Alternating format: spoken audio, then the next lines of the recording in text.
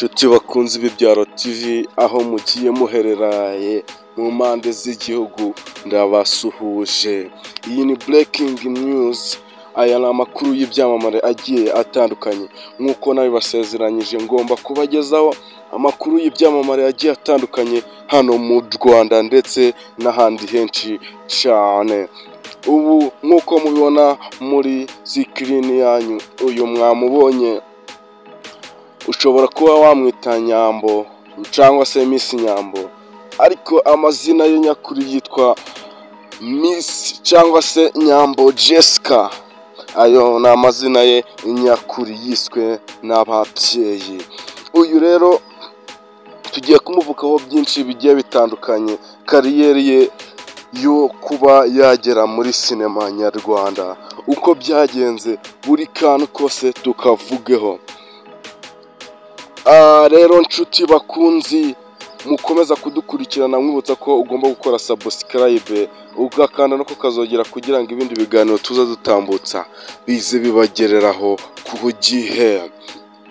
Uyu rero nk'uko umubona Miss Nyambo, mwagiye mubona ahantu henshi hagiye hatandukanye mu mafilime agiye atandukanye, dore ko ubu afite filime ze agenda akina, ubwo anagenda akina kwa Kiramani, ubwo rero muramuzi. Uyu rero Miss Nyambo yagiye akora ibintu byinshi, agenda arya hiti kimwe na Titi Brown, mwagiye mubibona. Nshuti bakunzi rero mwagiye mubibona kandi mwagiye munamukunda. Uyu rero ubu amakuru agezweho size, ubu byagiye bivugwa ko ashobora kuba yaratandukanye na Titi Brown. Uyu rero Nyambo Jessica ni umukobwa ukomeye, dore ko ari umwanditsi ndetse ari umwagiteri.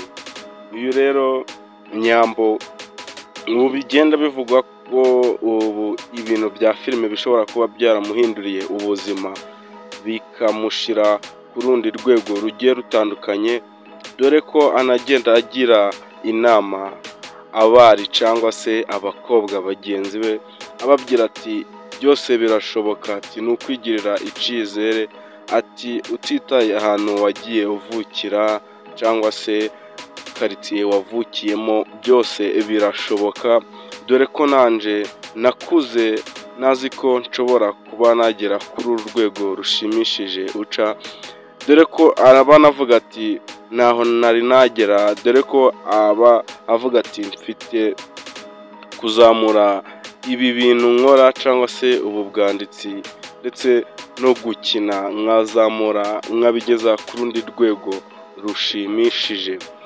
Kandi Jessica yagiye atanga inama ku bantu bose bashobora kuba bari muri sinema nyarwanda, agenda ababwira ko muri sinema harimo impamvu nyinshi zishobora gutuma cyangwa se zishobora gutera kuba wabireka, ariko kubera uba waragiyemo ufite intego, uba ugomba kubigaragaza ugashyiramo imbaraga, dore ko ngo birangira gafashwe, kandi iyo utangiye kugafata biba byabaye, bishobora no kuba byakugeza kuri byinshi bigiye bitandukanye. Yagiye anavuga ati dore ko wenda benshi bavuga ati ni ukwishimisha, ni ukwinjoyinga, ariko ibi bintu ndababyiza ukuri, bishobora no kuba byagutunga cyangwa se bikagukerera akantu gakomeye cyane kazagufasha kugeza mu zabukuru zawe. Akomeza no gushimira abayobozi b'igihugu cyacu, avuga ati mwatubaye hafi mu bintu byose twagerageje gukora, mwaradufashije. Nyambo mwagiye mubona ibihembo byinshi yagiye atwara nk'umukinnyi mwiza, nk'umukinnyi witwaye neza, ni byinshi rero bigenda bivugwa kuri Nyambo. Bagenda bavuga ati Nyambo yicara ahinduranya ababesto cyangwa se abakunzi muri rusange, nyuma y'uko yari yatandukanye na Titi Brown. Inkuru zakomeje gucicikana zitari nyinshi. Nshuti rero twakomeje kubana muri iki kiganiro, ndagushishikariza gukora subscribe kugira ngo ibindi biganiro tuza tubagezaho bize bibageraho ku gihe. Ndabashimiye.